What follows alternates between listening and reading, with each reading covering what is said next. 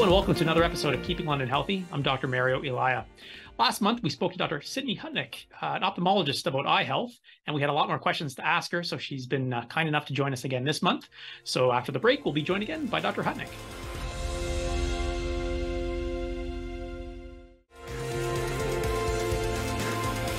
Hi, welcome back. Again, we're joined today by Dr. Sydney Hutnik, ophthalmologist here in London. Again, at the end of last month's episode, we were talking a bit about red eye and specifically around shingles. I'm glad you brought up shingles because, that's probably one of the things where we do see a delayed diagnosis, right? Mistaken for other things, mistaken for a stye, mistaken for cellulitis, like a bacterial infection. They thought they just had a little bit of a thing on their nose that they weren't sure about, and the eye was itchy. My patients in my practice with kind of chronic, permanent neuropathic pain from shingles, a number of them have that related to previous shingles in the eye distribution. So definitely important to get checked out and on treatment early. And of course, we've got, for those who are 50 years of age or over, the shingles vaccine is approved, 90% effective for reducing the risk. So important for patients to be chatting about that with their family doc. It's covered for those between 65 and 70. But for those who it isn't covered for, it's a bit pricey. It's a couple $100 for the 2-dose series, but again, 90% reduction. So important to chat about. I'm glad you brought up the conjunctivitis, where obviously, I would say I saw more viral conjunctivitis this year than I think I've seen in my kind of 11 years in practice so far. And now with pharmacies being able to prescribe, I think it's important for patients to know that the majority of those pink eye cases are viral and will resolve in 72 hours. But again, if they're noticing issues with pain, vision, anything they're concerned about, making sure they're getting checked out. Patients will often call our office first with an evaluation of red eye. Any kind of insight into whether patients should be calling their family doc or their optometrist or either? It's a tough one because some patients will react very quickly to something which is relatively mild. Other patients will go on where there's actually an ulcer eating into the eye, and they decide they're not going to go in until they can't see anymore. So as I mentioned, most adults will either get an allergic conjunctivitis, and it may be an allergic not necessarily due to allergies as we know it, just allergic to something which can even be targeted to the eye, or it's going to be viral. The most common virus, especially if it's bilateral, both eyes, is adenovirus. As I mentioned, the typical pink eye is mild, self-limited, artificial tears, conservative cold water compresses in 5 days. I think they can be reassured on the phone. The warning signs, if it's been going on more than 5 days, if there's an escalation in pain, an escalation in redness, their vision's going down, this is a sign that something more serious is going on. So those patients probably should be seen. And Mario, to be fair, one thing that family doctors don't routinely have in their office is a slit lamp. That's our microscope system that we use to examine eyes. I think it would be fair for the family doctor to suggest the patient go to the optometrist, and if it's really bad, the emergency department, because the slit lamp will discern, is it an infection? Is it acute closed ankle glaucoma? And the pressure in the eye is high. Is it inflammation in the eye called iritis, which is something that would be treated much differently than an infection? So that microscope examination is required to really figure out where is the problem, what is the diagnosis, and let's get the targeted treatment in there. So my advice would be, if it's been going on for 3 to 5 days, it's not getting any better, they have other symptoms, and even sometimes the clue that they're unwell otherwise. They've got aches and pains. So putting the whole picture together will help direct what the next steps are. So a lot of our patients kind of complain about chronic dry eyes. So what kind of evaluation should these patients be getting? And what's typically offered for treatment for these patients? As I say to my patients, there's 4 things that happen to our eyes naturally as we get older. We all need reading glasses. Doesn't matter who you are. We all get cataracts. We all get floaters. And almost everybody gets dry eye. It almost gets to the point of 100% at one point. And even though sometimes people just dismiss it as not important, my eyes are sore, itchy, uncomfortable, if dry eye progresses, it can actually cause vision-threatening problems. And believe it or not, Dry eye can also be the reason why people aren't seeing as well, because what a lot of people don't realize is 2/3 of the focusing of the eye takes place at the front window called the cornea. 2/3. The lens inside is just 1/3. And the tear film that bathes the cornea is the point at which the light starts getting focused. So if our tear film is unstable, if it's gone out of balance, not only will it cause us to have gritty, burny, itchy, sore, uncomfortable eyes, it can actually affect our vision. So dry eye is a much more significant problem than some people realize. And again, if you ask enough people, they have it. So in terms of a workup, again, this is something that a lot of people may not even understand why their eyes are uncomfortable. It's called asthenopsia. My eyes are a little bit uncomfortable. They get worse when I wake up and go throughout the day. They get worse when I work on my computer, but they don't really know what it is. So it used to be called an older person's condition, but it's definitely now coming in earlier and earlier, with people in their 20s and 40s now experiencing dry eye because we're in a digital era. Research has shown that when we look at screens, we blink much less than when we read a book. We just blink less. And even our younger people, our kids who are still in public school, can have dry eye for the same reason. And again, LASIK refractive surgery is another reason why younger people can have chronic dry eye. So in terms of management, as always, the approach is conservative, medical, surgical, but always to remember that you don't know what you have until maybe you've seen an optometrist and had a thorough eye exam. And I can tell you, the optometrists are excellent at diagnosing and managing dry eye. Before I go on, I want to make other point that my patients find a fun fact, but is so true. When we do the exam, we stain the surface of the eye with a dye, and we can say the dryness is in usually the lower third. And that's because up to 30% of people don't close their eyes all the way when they sleep. So the reason why the eyes can be particularly uncomfortable in the morning is because the eyes all dried out at nighttime. When they start blinking, their eyelid is feeling the grittiness. So again, if untreated, it can lead to serious problems. Think about dry eye, and you probably notice that if you've ever gone to the pharmacy, there's rows and rows of artificial tears, because the first line is conservative. Warm water compresses to stimulate the oily component production, lid scrubs to take away the bacteria that are almost always eating away at the surface of the lids. That's called blepharitis. But indeed, over-the-counter artificial tears can be very effective. The thing is, there's not one perfect artificial tear. That's why there's so many. And my tear film may be completely different than your tear film. So the artificial tear that I find most comforting may be different than the one that you find most comforting. And patients can find that frustrating, because I say to them, you might have to try a few brands before you find the one that's right for you. Some patients, I suggest, buy 2 different brands and take them 5 minutes apart, because the combination is what may be best. Dry eye management has really gone and progressed over recent years. Now you can buy over the counter, but sometimes behind the counter, what are called preservative-free artificial tears, because in some patients, the preservatives that are even in the over-the-counter regular tears can actually be partly the problem. So there are many different preservatives, but the one known as benzalkonium chloride can be particularly harsh. So then spending a little bit more money, but using the artificial tears that are preservative-free can be quite helpful.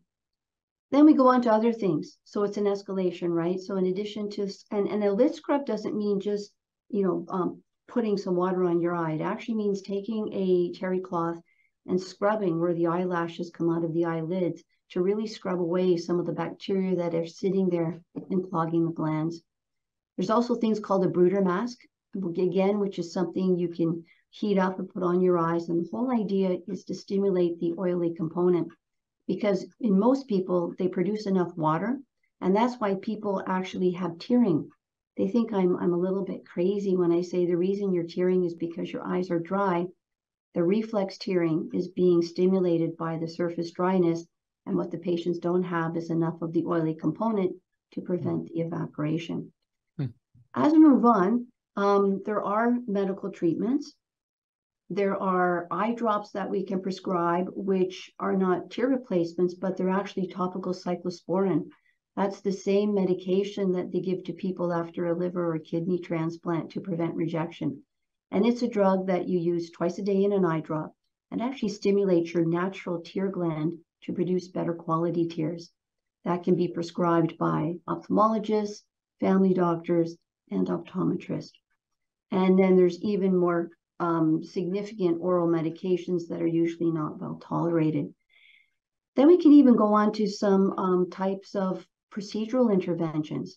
And some of the optometric practices have really advanced remedies and procedures that can recommend, things such as radiotherapy, eye treatment, intense pulse light eye therapy, and even something called the LipiFlow thermal pulsation system. And what all of these things do is they heat up the eyelid, and they have a massaging component. So that stimulates the oil producing glands of the eye to secrete an oil.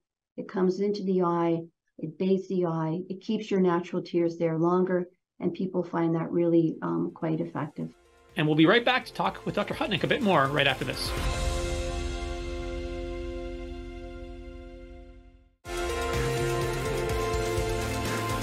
Welcome back. And we're joined today by Dr. Cindy Hutnik, ophthalmologist, to talk about eye health. Let's move on to styes. So I know people have either had one themselves, or often family or friends have had one. Very common thing for us to see in the family doc's office. Can you tell us exactly what's happening when, like, around the eye when a stye is occurring, and how do we best treat it? We use the general term styes for a bump on an eyelid. But believe it or not, and maybe this is just ophthalmology, there's actually different types of styes. The typical stye that comes up quickly and is painful, tends to be localized more along the margin, is a stye called, we use the term hordeolum. And it's really an infected hair follicle, or maybe an infection of one of those oil secreting glands a little bit higher up. So they will look red and sore. They may have a bit of a white head to it, which is pus that looks like a pimple. So they're fairly common, and they're really due to the fact that there's a low-grade infection there. So conservative lid scrubs, warm water compresses, but they will need a topical antibiotic, and usually an ointment is better than an eye drop so that it can bathe the eyelid margins. Usually not more than 5 to 7 days would be sufficient for that. A little bit of controversy using an antibiotic alone or using a combination of an antibiotic steroid. The latter will really help make the patient feel comfortable quicker, because the steroid will reduce the inflammation while the antibiotic will take care of the infection. The one danger, though, whenever a patient uses steroid anywhere in their body, whether it's an eye drop, an ointment, steroid cream, steroid suppository, some patients can actually end up with high eye pressure that can lead to glaucoma. So we never recommend steroids being used anywhere in the body for a prolonged period of time. And if a patient doesn't need them, which many patients do, again, routine and regular eye checks with an optometrist who can measure the eye pressure. So the hordeolum tends to be maybe a bit younger patients, but older patients get them too. But those patients will come in to see you and call you, Mario, because their eye, it'll be sore and red and painful. The other type of stye, which we see actually more commonly as an ophthalmologist, is called the chalazion. And it's one which is simply due to a plugged up oil gland. In their early stages, they're painless. They're just a bump. So most people don't do much about it until they grow, because when they grow, they become painful, and they can become secondarily infected. In fact, in the case for a hordeolum and a chalazion, which is left untreated, sometimes it can actually end up causing the infection to spread on the whole eyelid, and that's something called preseptal cellulitis. That needs to be treated with oral antibiotics, because that means it's escalating and spreading. So in the case of chalazion, again, we do conservative, a lot of warm water compresses, massaging, maybe a course of topical antibiotic, but 50% of the time they need to be surgically drained. And that would be something that would need to go to an ophthalmologist. We mentioned risk factors. Mario, if I looked at 100 patients' eyes, 98% would have something called blepharitis, which we almost all have. It's a low-grade inflammation of our eyelids because the bacteria that normally live on our skin, they love to eat that oily component of the tears. So that's why I recommend all people, men and women, young and old, scrub your eyelashes at least once a day with a terry cloth, washcloth, warm water. That will really help. Other conditions associated with styes are rosacea, far more common than people realize. I'm sure you see a lot of it.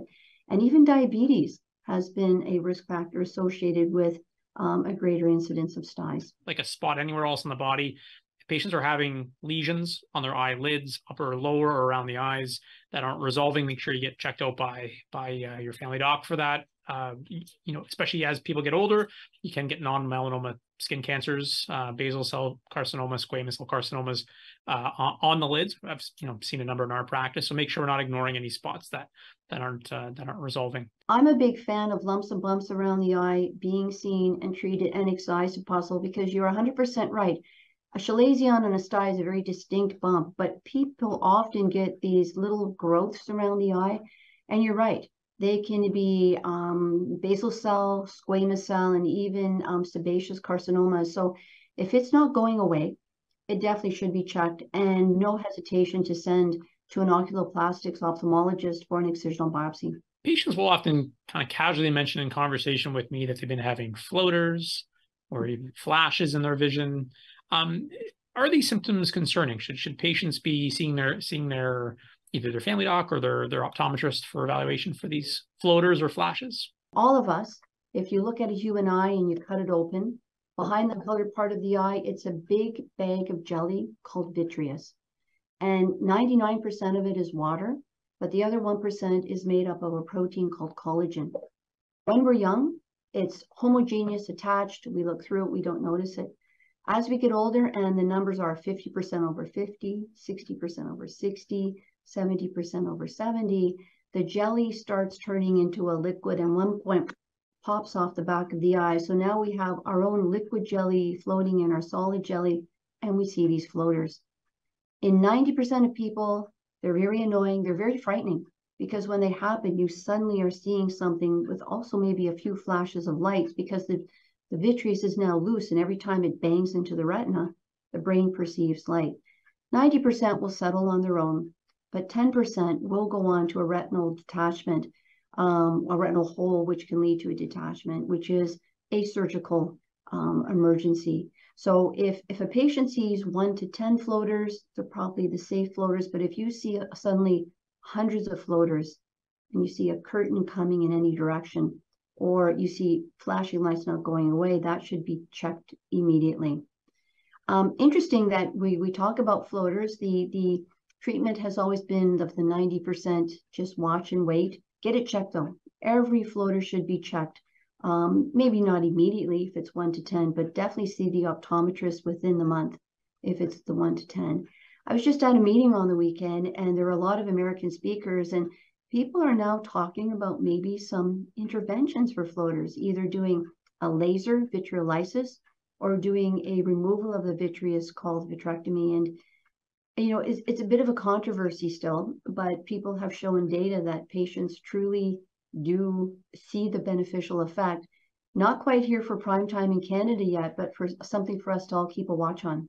Let's switch over to cataracts if we can. So get to a certain age and either cataracts are being discussed by our optometrist, or know someone who's imminently going for cataract surgery. Tell us a little bit about what is a cataract first. And secondly, do you find that most patients who are diagnosed with a cataract are aware of it, not aware, like having symptoms, not having symptoms, diagnosed incidentally?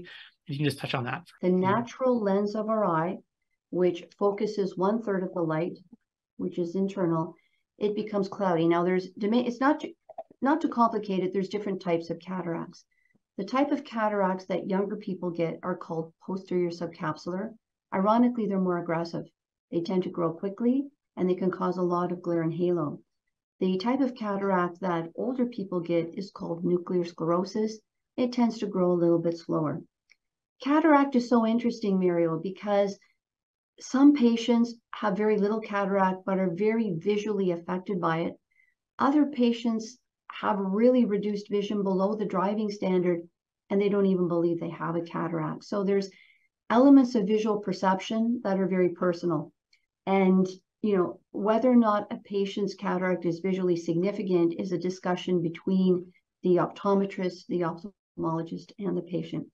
I can tell you one of the first signs of cataract is difficulty with night driving. Patient may still be able to read 20/20 in your office, in my office, but at night, a lot of glare and halo, and they don't see well.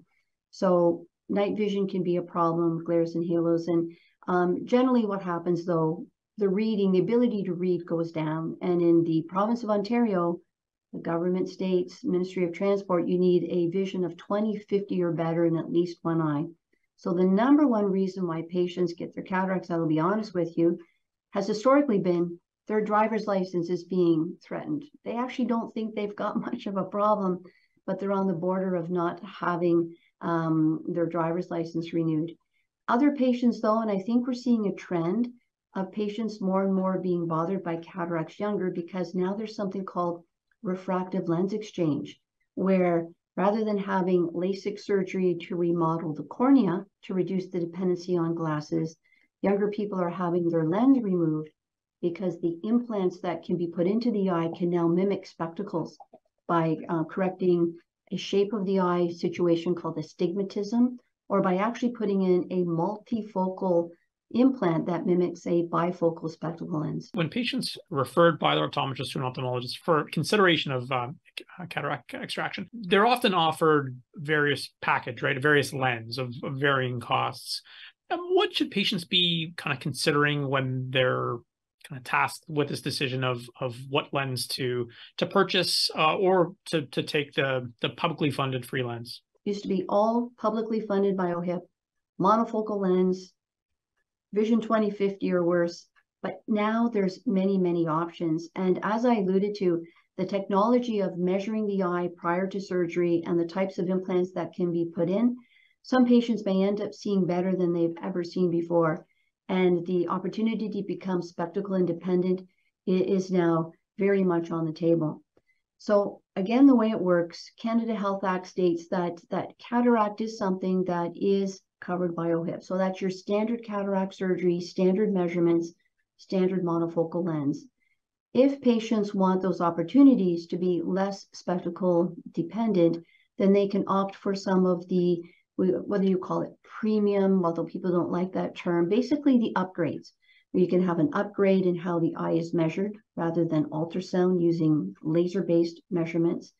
You can have very detailed measurements of your cornea front to back to see how that's contributing, because your cornea is still going to be there. It's the lens on the inside that's going after surgery. And of course, you can have these implants that every time I go to an eye meeting, which is at least 3-4 times a year, they're talking about something new. So the key point is, and this is something I'm very aware of now that I wear my administrative hat, patients need to understand, because it's so difficult sometimes for patients to understand, will they do well with what's OHIP covered? Should they be buying some upgrades? How will those upgrades benefit them? So really the awareness piece, all of us being aware what's available out there and making sure that the patients feel comfortable that they've had enough information to make the right decision, because you're right. To the difference in cost between OHIP and what can be offered in a package can be quite substantial. What are some things that you see in practice, or like one thing you see in practice that you wish patients knew about that they perhaps should be acting on sooner that could potentially prevent some serious complications? We now know that the latest statistics are 700,000 Canadians have glaucoma, and the other scary statistic is 50% of people don't know it. So the thing about it is, and again, maybe I'm biased, but we can fix a lot of corneal diseases. Macular degeneration, yes, it's a serious condition, but people will come in with that because it's their reading vision that they notice. People will have most of their 75% of the nerve can be lost before even our functional testing pick it up.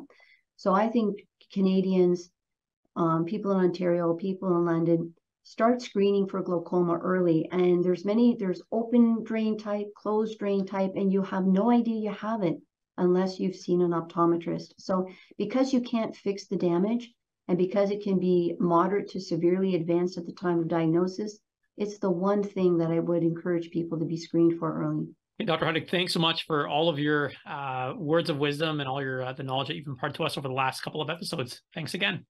Thank you so much. Again, thanks so much to Dr. Hutnik for joining us over 2 episodes. And again, so much information about eye health that I'm sure a lot of you will find very, very useful. And until next time, stay healthy.